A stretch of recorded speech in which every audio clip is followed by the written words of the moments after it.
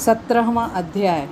नारद जी कहते हैं, उस समय शिवजी के गण प्रबल थे और उन्होंने जलंधर के शुंभ निशुंभ और महासुर कालनेमी आदि को पराजित कर दिया। यह देखकर सागर पुत्र जलंधर एक रथ पर, जिस पर लंबी पताका लगी हुई थी, चढ़कर युद्ध भूमि में आकर घोर संग्राम करने लगा। इधर जयशील शंकर के गण भी युद्ध में तत्पर होकर गरजने लगे। इस प्रकार दोनों सेनाओं के हाथी, घोड़े, रथ, शंख, भेरी तथा दोनों ओर के वीरों के सिंहासन से पृथ्वी त्रस्त हो गई।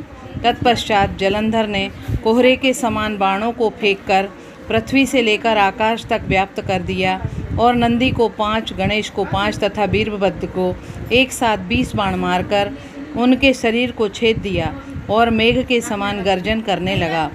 यह देखकर रुद्रपुत्र कार्तिकेय ने भी दैत्य जलंधर को अपनी शक्ति उठाकर मारी और घोर गर्जन किया, जिसके आघात से वह पृथ्वी पर गिर पड़ा। परंतु वह इतना बली था कि शीघ्र ही उठकर खड़ा हो गया और क्रोधाविष्ट होकर कार्तिकेय पर अपनी गदा का प्रहार कर दिया।